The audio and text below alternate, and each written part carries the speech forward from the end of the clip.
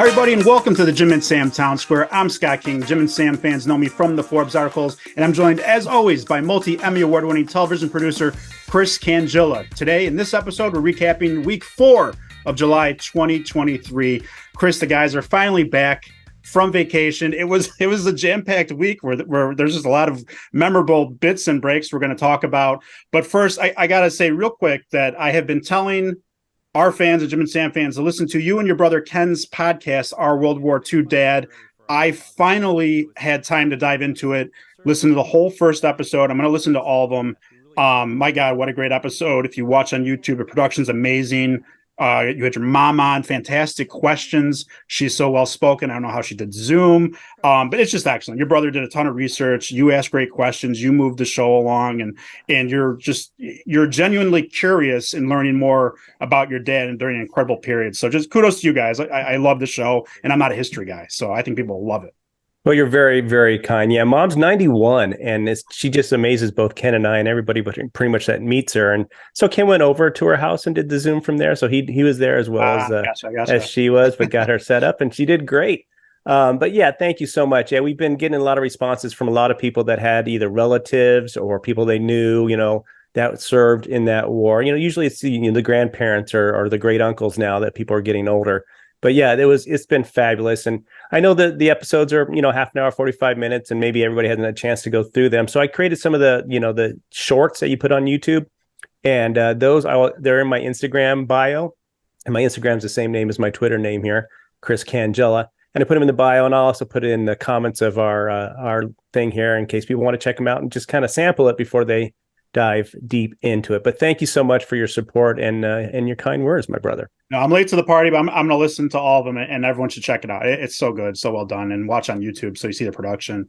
I got to add, speaking of things I hadn't gotten to, or in this case forgot, the last 2-3 shows, I've had this little Natalia Grace story I'm forgetting to share, but it came up again on this week. They mentioned the documentary it's the documentary where Jim and Sam have talked about where a family doesn't know, they adopt, they don't know if it's a little person pretending to be an adult, they start to suspect, and then there's so much that happens. Yeah, that person matures pretty quickly, if I'm not mistaken, right? Yes, and there's one of the family members says that they're showing some violent tendencies, Natalia is, and there's knives and staying over their bed with a knife. So I think we watched 2 episodes, and it got a little scary, like being a family and putting yourself in a situation. So my wife fell asleep right after the second episode, and I'm like starting to wind down. And then she just starts going in her sleep. She starts going, no. I'm like, no. Laura, wake up. She was having a nightmare about Natalia Grace, a child or a little person with a knife, perhaps. So Jim and Sam are giving your wife nightmares. They literally are. They literally are. So anyone that's seen that knows the terror. But anyways, jumping back into this week, we agreed during our pre-show talk, we got to kick it off with arguably the best break in the history of Jim and Sam that would not have happened without a certain hero pointing it out. I've listened to this 3 times now. So Travis was getting quite the rousing, and I want well deserved. Well deserved. He was right. He was being kind of the Travis that we know and love, right? And as you point out, because he's going on another sex date. Yeah, we'll go over that a little bit later for sure. And how are we not diving deeper into? I thought Matt wanted to kill him. Now they're going on swinger. I don't know what's going on. I don't understand. That seemed genuine that Matt was pissed off by his laugh. Anyways, Travis is getting an old school beatdown, and Travis deflects and says, you don't even take your shoes off when you're at home to Sam. And Sam takes his shoes off to prove a point.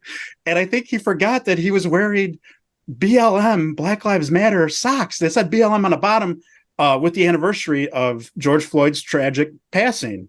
And obviously a very meaningful movement. Yes. And then later we find out that the funds were not being used appropriate for BLM. But I mean, Sam took such a legendary beating. Yes, he did. Could you believe that what happened? And we might not have gotten it if someone didn't point it out. You could say, yeah, Troy is definitely the hero of the day, and all recognize that was in the studio, even Sam, because you hear them talking about stuff, and he takes it up, and out of cold storage, kind of distance off mic, Troy goes, are are those Black Lives Matter socks? And boom, it started everything happening. I will give Sam credit because he since put his shoe back on when they were giving him grief about it, and we didn't get a picture. So, he was coerced to taking that shoe off and taking a picture, and he obliged. So I give him credit on that. But what a beating. It was the best we've heard in a long time. A long time. And I think all of them pointed out that where I don't give Sam credit is it's a ridiculous pair of socks to get. You 100% know the exact moment your wife handed them to you or you found them and asked about them. He was not, I don't think he's being sincere about not know. I don't, she probably saw on Instagram. There's a story there, whether it's interesting or not. Oh, it'll come out. There's a story there. Yeah, I was waiting for his wife to get called, but no, he did take the beating. I just loved right away. Jim goes, Sammy woke feet. Yeah. The Sammy Brad Muppets. Woke feet. And it's funny too. He also called him the young junior Mint star. Perfect. Yes. And remember, that harkens back to when we were talking in one of our first few episodes of this podcast. I couldn't think of his band name. It was like Milk Duds or whatever. Right. Young Junior Mints, and that was Sam's rapping band stardom. So yeah, Jim was giving grief about that. Yeah, everything that was focused on Travis immediately went to Sam, and well deserved too. And that's why this beating was exactly well-deserved and so good and lasted so long, because I think he looked like a poser. You have the Junior Mints where he rapped with his friends. You have several years ago, I think some rapper he had just interviewed or something, like went to jail or something like that. And he sent him a DM on Twitter saying, "You good, bro?" That was pointed out also. So Sam this kind of fits into poser Sam. Yeah. They also pointed out that maybe, he was hoping that Woo Kid would see him, walking around with those socks on or something and get some street cred for some reason or not. But yeah, it was fabulous. And he was really actually saved by the bell, because this happened in the last 20 some minutes of Thursday's show. So they only had about 25 minutes, or if this would have happened the first thing Monday morning, it would have been all week. So I can't wait to see next week and see where it will get brought up. Yeah, it will get brought up. I think it was starting to run out of steam a little bit just because they were going on for, I think Jim said 20 minutes about it. But if it was the beginning of the show, it would have been picked back up and then died down. It would have been mentioned again. Last thing with this is the callers were interesting in how they dealt with it. Some callers were like trying to be interesting and change the subject. And even Sam's like, no, we're staying on this. Right. And then there was some of the lines were amazing from the callers. One caller said, "Why are you wearing your wife's boyfriend's socks?" That was great. That was a really, some of these guys are really quick. And then I saw that he was getting a beating on social media as well. And just people being so funny there, and he's, the thing is, someone was comparing him to Opie and how Opie was getting kind of, that way too, kind of a poser. But the difference is Sam can take it and laughs about it and is a good sport when it comes to this stuff. So yeah, he was getting a beating, but he took it like a man when it came around. 100%. And Jim took some Sirius stock and cashed in on it. Going back to Monday's show. Yeah, it was interesting. They started off that they got Sirius was not doing well stock wise, but it rose this past week, and Jim sold everything, smartly so. And he joked that maybe the reason why the stock went up is because of the best of that ran all last week, that they weren't around. So maybe that's why the Sirius stock went up. So yeah, got out and did well. It kind of some more compulsive decision-making with Jim. He's in Austin doing Rogan's club that everyone says is phenomenal. I had a friend go there. All the comics say it's fantastic. Then he goes on a trip to Montreal. And after like a day or two, they're like, let's just come back to New York. Like they go all the way out to Montreal. And he was just like, it sounded like he just got bored, and he'll make those rash decisions like that. And it's funny too, because that was Jimmy's birthday week. Right. I don't know if you caught that, it was his birthday week. And that's a big deal usually on the Jim and Sam show. And God knows fans wish him happy birthday all year round. But he went out there for his birthday. He did stuff for his birthday. So yeah, I don't know exactly. I know he said something about Austin that he loved the club, but not the city as much. So Austin's kind of liberal. So I'm not sure how well that played out with Jim, but it's a little liberal. And so he didn't like it, the city as much. And then they went to Montreal. So who knows? But he did get a kind of unique gift and appropriate gift from the seller. He got jars of mustard has a gift from the comedy seller. So he was happy about his pretzel dipping later, I'm sure. And he's taking his time with that gift. It sounds like he's doing a little by little, trying each one. He said. He took not a BLM socks level, but took a little bit of razzing from the guys for, as we know, he likes to count his change in his underwear in his closet, taking several hours. He checks, and I do this. Let me interrupt. He still has that change in his apartment. He hasn't taken it in, so he counted it up, rolled it up, and it's still sitting in his closet. He needs a hot dog. He needs a little man's to just take care of some stuff for him. Yep. But so maybe when he takes his coins in, or someone else does, they could take in those lotto tickets, because he said, and I do the same thing. So like, I don't want to miss an error or give it a chance to a computer, but I scratch off every single thing on a lotto ticket. And it has the barcode on there. It has that QR code right there. And how do you know they're not going to get you? How do you know they're not going to get you? It's maybe true. I just look at the what's the extra shot? No, the bonus ball, the main ball. Just look at that. If that's a white run, then maybe you can, go through and that's easy. So the Powerball and the Mega Millions are easy to check because you just Google it. But the scratch offs. Oh, so you're doing all the numbers, but you'll just Google the number, and maybe someone who put that in is not going to get that wrong when you can just trust the computer code and it pops up not a match. Whatever. I can't Google 20 lines of a scratch off. I could just Google the Powerball number. Geez. So speaking of Jim and his collecting, Sam's kind of joining him too, at least during the break. Jim is collecting more Kiss posters, and Sam, it was interesting to see Comic-Con, because they didn't have the big movie announcements and the actors like they usually do, but Sam did another Mattel WWII toy unveiling. Looked like he had a great time. And he got some cool exclusives. He got the pizza delivery driver from Ninja Turtles 2. I remember seeing that in the theater. Right. And some other things. And what do you remember about Jim's posters this week? Well, that's the thing is that, Jim got some more posters, as he tends to do. He thinks he's done. And I think he even mentioned that while coming back from Montreal, he realized that he missed a live auction. And he realized that probably at one of the, rest areas, and when he was going to the bathroom, and midstream, I think he had to log in and see if anything was available. And his girlfriend's like, "What are you doing in there?" So she was concerned about how long he was in there. But yeah, so, he's looking at getting more posters, and it came in. And as a throwaway, I heard late in the week that in order for him to put up all these posters in his living room and the thing, he had to give away the bedroom.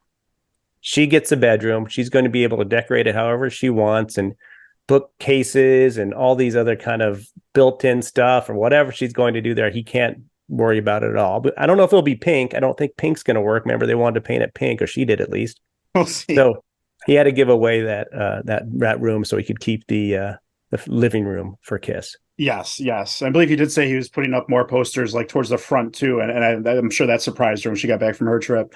Have you done a Comic-Con, by the way? I know Sam. You said Sam was there for a while. It's on San Diego's on my bucket list. I'm happy to let the kids in on it one of these years. But I've done, I do at least one of the Chicago ones usually every year. If I don't cover it, like to do interviews, I go and just kind of look around and maybe buy some stuff. I've traded some comic books before, but I like them in Chicago too. They get pretty good guests and everything.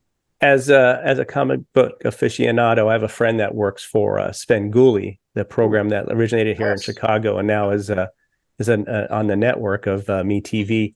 And he was there, and he was telling me about it. And he was meeting all these, artists and people that run DC Comics and all this kind of stuff. And I guess Svengoolie came out with a comic book this time, probably about a month ago. So yeah, he said it was a different experience, but for what he wanted to do and talk about with comic books and whatnot, it was perfect because it wasn't all the actor interference and all the Marvel and all that kind of stuff. It was back to what we used to. I heard people appreciate that too. That it's not all the hype. It's just comics, collectibles, some. But go ahead. I was just going to say, Sam bought all this stuff, and he's smart. He ships it home. Right. When you travel, if you're doing a lot of comic book stuff and you buy stuff, I guess it's a little thinner. It's not like, an action figure, bring it home.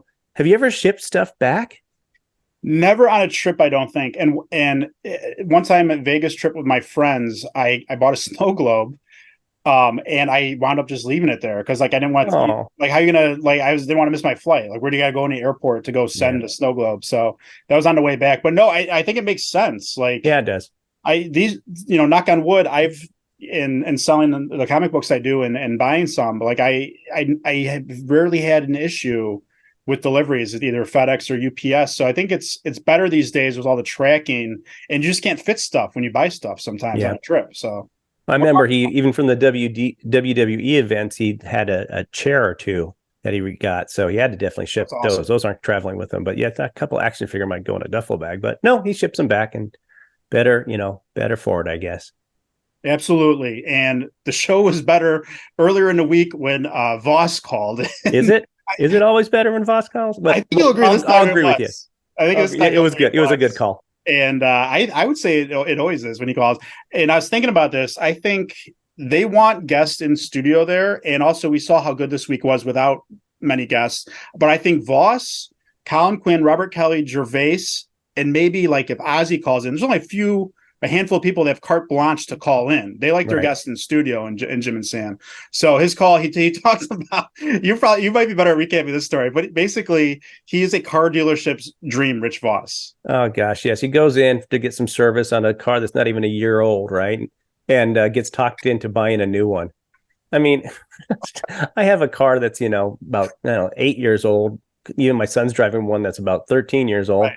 Those are due to get traded in and get a new car, but one that's less than a year, come on, Riz. He's a car dealership's dream, bring it in for service. And by the way, you want to buy this one? But yeah, right. He's getting crazy, but they're building the new house, right? You know a little bit about that?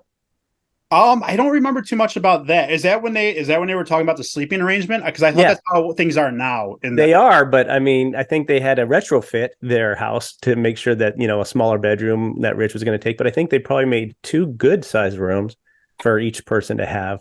His and hers bedrooms. There you go. It's like being in the White House or something. I'm pretty sure they had his and her bedrooms in there too. As Rich said, Bonnie gets sick when he tries to touch her. So. Yeah, well, makes sense. And then the funniest thing was that Jim has been using those old man filters on Snapchat, and he was doing in the airport, and Voss thought that it was real. He's like, God, Jimmy's aged a lot over the last year. He thought it was real at first. So poor Voss. That's more Voss's how his brain works than how Jimmy looks these days. That he would fall for that. Yeah, for sure. There's some interesting. I think Jim had a great point. I think Sam probably chimed in on it too, where that with everything going on with Elon Musk and rebranding Twitter to X, which makes zero sense just because he has X.com and he likes X. But the decisions he's making, I still maintain that he wants to burn Twitter to the ground. He's doing all this on purpose. That's my thought. But I think it was Jim that pointed out that like this is a guy who's clearly not listening to advisors, like whoever's on his staff. That people have to be advising him that these decisions are not good decisions. And I think that reminded you of a West Wing story. Yeah, I love the show, The West Wing, Aaron Sorkin and all that kind of stuff. And there's a scene in there and a good quote that I kind of think about a lot, actually. And it says, if you're dumb, surround yourself with smart people. All right. So if you're a leader and you're dumb, surround yourself with smart people because they're going to help take care of you and the things you want to get done are getting done. Right. So if you're dumb, surround yourself with smart people. If you're smart, surround yourself with smart people who disagree with you. Right. Because if they disagree with you, then you're going to have a good conversation. You're going to come to some realization of what the best step forward is. He has no one, Elon that is, I don't think, that disagrees with him because he's a smart guy. Obviously you have to be when you've built this business and he has a scientist's brain. He's a smart guy. Have some people around with you that would go, that's not a good idea. Twitter is a great brand. Tweets are still out there. It's huge. Don't mess with it. Have your controls that you want to have, change things that you want to, but why would you want to change that? And I also heard that logo, the X, is not valid because it's a font used somewhere else. So he's going to be in trouble for that. And I saw something about Microsoft might own the X thing. It's just like, do some Meta research. Does, I believe. Is it Meta? I believe Zuck has it. Yeah. So it's just do some research, surround yourself with, if you're smart, surround yourself with smart people who disagree with you. Absolutely. A lot of successful people say that. Real quick, going back to Sam at Comic-Con, I have to give him full marks because right before he left for Comic-Con, he had Raising Cane's in the city with Travis and Troy. And then he goes to Comic-Con. And one day at Comic-Con, he had a nice day. I think it was the day of the unveiling for Mattel. He wanted to treat him. I do the same thing. It drives my wife nuts. Like I will treat myself with fast food or something silly if I did well in something. Like just a little, hey, glad that's over. Good job. Treat yourself. And then so it goes to Raising Cane's. It's already twice in 1 week at Raising Cane's, which we have to take a field trip there. It's amazing. And then later he gets back, and then some work friends say, hey, we're going to Raising Cane's for dinner. You want to come back with us? And he realized, it was kind of a while ago. I went there for lunch. Okay. So twice in 1 day, 3 times in 1 week. Sam deserves to be a spokesperson, I think. He really does. And, his love of chain restaurants. There's no other place he'd rather be. Chicken and nuggies. They're the nugget. There you go. It's made for him. So there you have it. Absolutely. And I forgot how this came up. Maybe you'll remember, but the road to Hana, they were talking about that, I think, in the middle of the week. And that's a really, really kind of thin, questionable road in Maui that goes up a mountain. And have you ever done this? I've never been to Hawaii. I think they just got on. I can't remember how they got there as well, but they were talking about it. I think Sam was talking to Jim. Jim's never been either, I don't believe, and was giving, him some background. And, Sam said they call it the Big Island. I always thought Hawaii proper was the Big Island. I think it is. But then I got confused and I was stupid. I always thought Honolulu, the capital, was on Hawaii, the Big Island. It's actually on Oahu, which I didn't realize. Oh, I would have forgot that. Yeah. Yeah. You've been there. You were there for your honeymoon, right? So we were in Maui for our honeymoon, a lovely honeymoon. Maui first, then San Francisco on the way back for a couple of days. And we did the road to Hana. We had a rental car.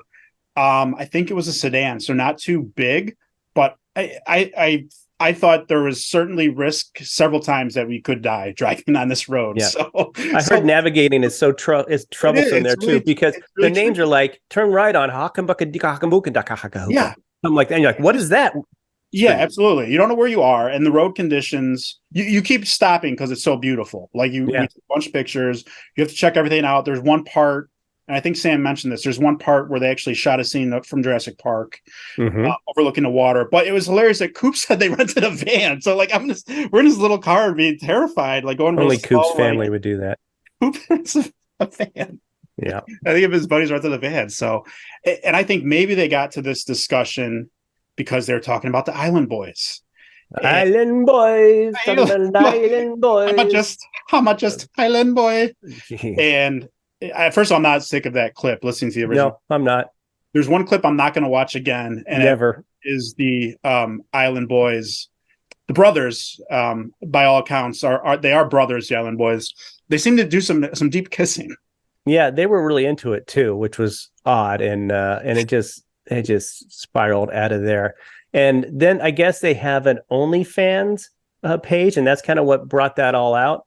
And Travis had to read the description of the OnlyFans page, and it was pretty explicit. And boy, it made somebody really happy. Who did it make happy? Montone. Mr. Mike Montone. And here's the thing: if we don't hear production on this within the next, month or two, we're gonna know, because we're expecting that. That was such a, and you think Mike took note of it, and I think. Yeah, I know he did, and I even referenced it later on in the week. And with Troy's expertise on doing some of those other things there, so those two guys are going to get together. And if they don't, we all riot, right? Absolutely. And I was just going to point that out. I recently heard this week, I think there's 2 new production pieces that Montone and Troy did together, so they're definitely cranking it out. So there we go. I expect that to get done. We heard Jim talk about, again, it's so awesome. He's doing these tour dates with Bert Kreischer, who's crushing it. And do you remember what was in the gift basket? It kind of... Yeah, he got a gift basket. And I think that this happens before. He's gotten gift baskets before, but this one he really liked. And he called them flip-flops. He goes, but it's not the ones where you slide your toe in there. Well, I know them as slides. That's what we call them. Slides. Okay. Slides. So, they're the ones that kind of wrap around your foot in one big band of leather or plastic or whatever, or rubber. Right. Yeah, so he got some slides, and he started to wear them, which I think is the first time he's ever worn anything like that. Can you imagine Jimmy wearing flip-flops or whatever? That'd be really funny. I don't think I've ever seen Jim in shorts, really. But then he got also a blender, and he wants to start using it. It's like one of those one-shot blenders, just for one drink only. I love those. I'm going to use it actually after the show. After we take the show. You might have invited me. I like blended drinks. But anyway, There you go. So he was like, okay, so what do you, he's asking like Troy and he's asking Montone, like, what do you put in it? It's like, Jim, you're an adult, fruit, milk, he's like, I'll put some water and like, don't put water in it. If you put ice, it's just, he's so smart on so many things, but domesticated things he doesn't know anything about. It's like a little boy's curiosity. It is, and it makes these guys laugh, and it makes me laugh. Hilarious. Also, something that Jim does that made them laugh was we know for a while now that his go-to snack, and I saw this firsthand when him and Jonathan were kind enough to invite me into a green room last year. Jim loves his pretzels, and we know he likes them with mustard. But we learned this somehow it made it into his brain that pretzels are also an acceptable dessert. And if here's the thing, if there is what I call, it's basically frosting you could dip a pretzel in. Yeah. I call it a dessert sauce. So unless there's that, he didn't mention that. I don't know how you call it. I don't think he meant a dessert. I think he meant an after dinner snack, right? He'll have his dinner and he has his dinner at 7. It's now 9:30. He's going to bed. It's his late night snack. Maybe he's saying dessert multiple times. Yeah, a dessert though. Jimmy. Pretzels, I don't know of as a dessert.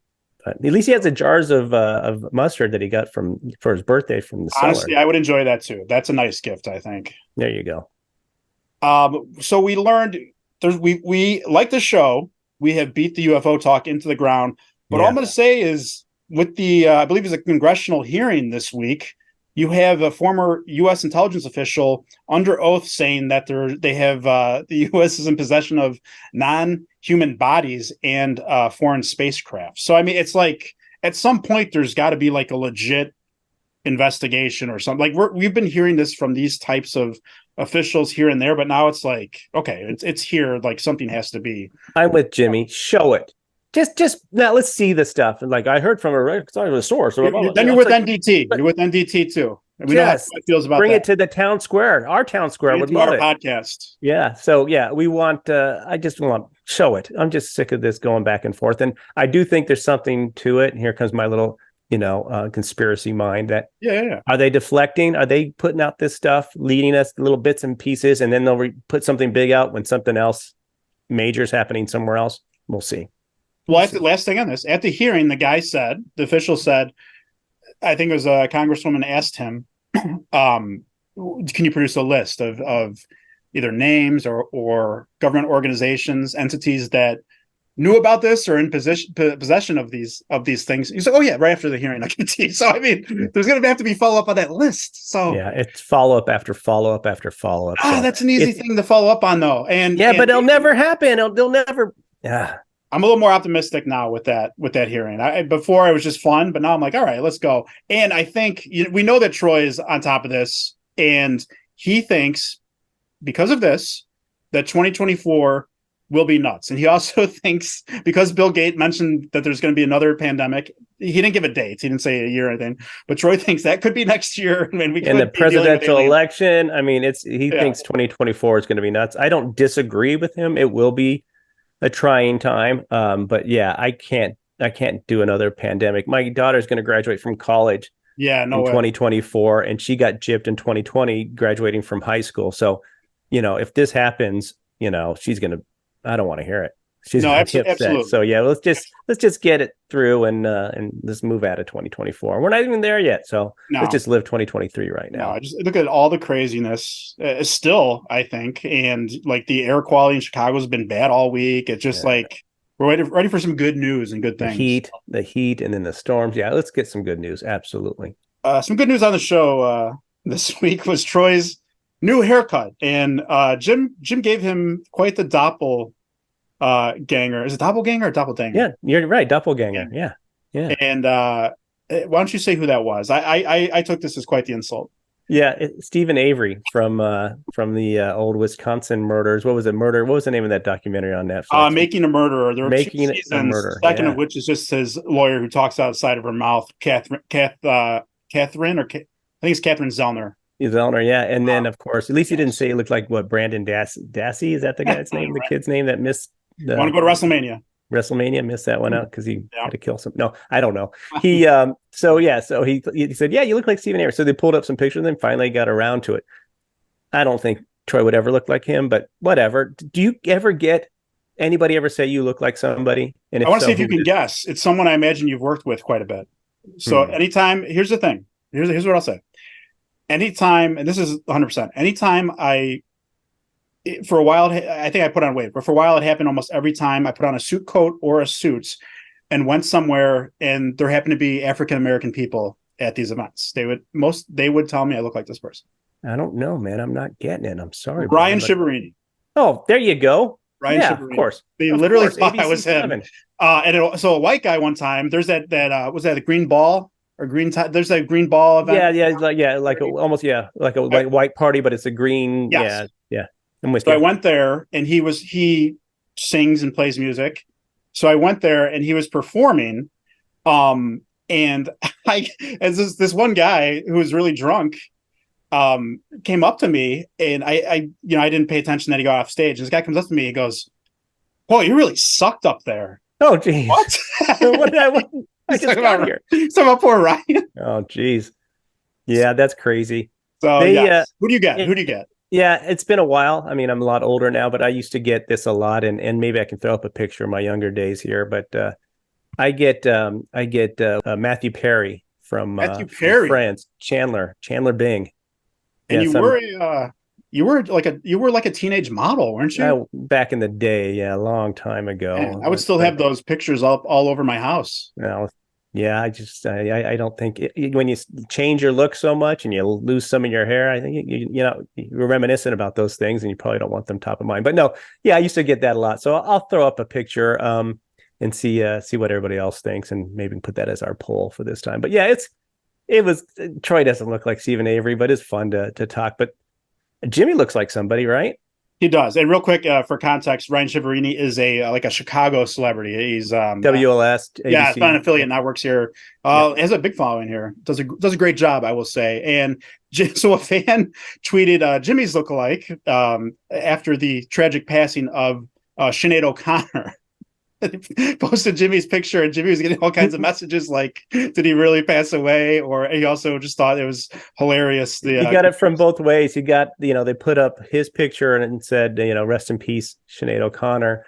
And then they put up, Sinead O'Connor's picture and said, Jim Norton has passed away. So yeah, he got that. And like Sam, Jimmy took it and thought it was hilarious. So yes, he did. Kudos to them. Another hoax involving Jimmy this week was something he said to a caller on why he didn't do Rogan's podcast. And me and you were texting. We both fell for it. We both. Yeah. I got to be a Jim Norton expert, and I would consider you one too by this time, because I listen to so many shows. I go back and listen to old Opie and Anthony's. I think Jim's hilarious.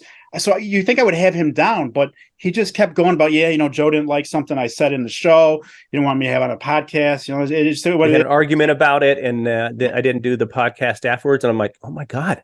I really, any way he delivered it was perfect until he said, oh no, Joe was in Greece with his family. He goes, it was either that or the fact that he was in Greece. He got me. He absolutely got me. Because those guys go back and they're buddies. So I was going to be a little crushed. And he's great on that show. Yeah, we're running out of time here quickly. So let's do some quick hits and then get to our we're doing all right. We'll get there. All right, brother. So Jim turned up the heat again after that Rogan story. Do you think this is a joke when he turns up the heat in there? Because it's hot in New York. Do you think he gets that cold? I think he gets cold, and he doesn't realize that it's 1,000 degrees outside, and these younger guys are not that cold. So yeah, he gets cold. I'm getting up there in age a little bit, so it is a little harder to regulate your own temperature. Like we have the air conditioning on full blast at night. In the morning, I got to put a sweatshirt on because it's cold down here. It's not on the main level versus the upstairs where we're sleeping. So yeah, it's hard, man. Just wait until you get a little older. I love that he just does it. Like, sorry guys, like it's his studio. It's his studio. So as we started the show with, basically, Travis was getting his comeuppance for the big in sex dates that he goes on with his wife now. But also it was comeuppance because it seemed that from the start of the week and moving forward, he is particularly essy, as we say, based on what Sam says. And we also learned that he took a little bit of a beating because he's again going to travel with Jermaine and sleep in a car again for those paintings that I would never get Like 4 inches by 4 inches, you know? Yeah. They look like the Funko Pops. Like they turn like classic great characters into these like little like baby children. This is happening in March, so he's already planning his car stay over with Jermaine in March. So yes, yeah, I can't wait to hear that. I didn't think the Biggins, if you will, and the Tefts got along. I didn't know this. We thought he wanted to kick his butt, but yeah, they're having they have kids and they want to hang out, but their kids are kind of different ages. I mean, Travis's daughter is a track star and going into high school, and Nicole's kids are younger. So who knows, man? Who knows? But yeah, we'll see what happens on there. And real quick, what do you think his leading up to these beatings that he deserved? He didn't get a full one because of Sam Sox. But what do you think? What was his attitude on or with? I kind of don't remember, but I remember thinking, yeah, he's a little sassy. I don't know, but I actually love it. It's I'd rather him be salty to these guys and be quick. They need it. It's great. I love it. So keep it up. Speaking of salty, let's get to guests of the week. We had Voss calling. We already broke down that segment there. We had Noam Dworman and Bill Grunfest. Interesting to hear about Bill. He actually started getting comedians and doing shows at the original Comedy Cellar back when it was a piano bar. Noam, of course, is the son of the former owner of the club, and he has a great podcast that he does from the Comedy Cellar. Seton Smith was really, really interesting, a guest this week. So we got Seton Smith, Bill Grunfest with Noam Dworman and Voss. Who's your guest of the week? I'll be really brief because I know we're running out of time. Yeah. I think I'm going to go with Noam and Bill because I didn't know a lot of the background story on Comedy Cellar and how they they did, how that started. How Manny ran it and then Noam runs it. And I even stopped by when I was in New York in 2014. I took a picture outside of it. That's how much it meant to me as this place that Jim and Sam, and before that Opie and Anthony, all those guys talked about. So I loved that. And then I liked it during the storytelling that Sam throws hot dog onto the bus and saying, you guys got like a freeloader that goes by the Comedy Cellar all the time and just seems to hang out and thinks he knows people. Do you know anything about this? Someone I'm under the bus. So those guys are great. Seton Smith, I know you have a great story about that, but he was very interesting. He toured with Mulaney. He did MMA. He rides a motorcycle around town. And then the short story you talked about was going to O&A when he was first starting out and just showing up and wanted to get on the show that way because he knew that's where comedians go to get recognized and get that. So he just stayed there, and the guys brought him up and had him on. So that was kind of cool. They got him on. And so I think, so who did you pick? Noam? Yeah, I'm going to go with Noam and Bill, even though Bill's storytelling kind of lackluster. Going down a little bit. But yeah. I think Noam's very interesting. I love hearing about the history of Cellar. I got to see a show there. It was amazing. But with Seton, he's my guest of the week because you got some cool history with Opie and Anthony there, a little bit behind the scenes TV about working with Mulaney on Mulaney's show. But you get the story for Bobby Kelly. Bobby Kelly's, the bald dude, the glasses, cool, tough. You know what, dude? I don't know, man. This for me was the best break and beating after Sam Sox. Seton Smith said he ran into Bobby in the subway after Bobby, was a little worked up because a guy pulled a knife on him. There was a confrontation. A guy pulled a knife on him, and Bobby's phone and wallet were on the tracks. And basically, he says he didn't. Seton originally said he did ask, but with his eyes or something, Seton felt compelled to retrieve Bobby's items for him. Not one trip on the tracks, which, my God, is that dangerous, but two. So Bobby tried to play it off. That is pretty. It was right near the third rail, too. So oh, man. The wallet near just was. Yeah, that was Bobby's maybe a little different now. But let's get the line of the week. We're really running out of time here. I'll go real quick, Chris. Sure. It was with Seton. After the Bobby thing, he said, "Oh no, he can." He said, "I can open for him." And Jim goes, and he said, and then Bobby's like, "No, I'll take you Olive Garden as a joke." And Jim goes, "Oh, he's taking you on New Year's Eve to his gig at the Olive Garden." Olive Garden. Why don't you go quick, and I'll let you do your wonderful sign off. You do. Sounds good. So yeah, it was during the Noam and Bill thing. Bill was saying that you can't do wrong if you're emceeing the 8:00 show on a Saturday. You might as well get out of the business. And Sam said, "Oh, poor Voss." As if you would be doing the 8:00 show emceeing. But my favorite one was towards the end of Voss's call. At the final part, Voss said, "Hey, Jim, I don't really know how to end it." And Jim said, "A gunshot would be nice." So that's a good way to end it when you're a friend of Jimmy's. But yeah, no, great week. Thank you, Scott, so much. And thank you all that are listening because you make this place that we call a town square a better place. We'll see you there next week. Thanks for watching and listening to the Jim and Sam Town Square. Please remember to like and subscribe and turn on that notification bell, not dog bell, so you don't miss an episode. And if you're just listening to the podcast, please leave us a 5-star review. We really appreciate it.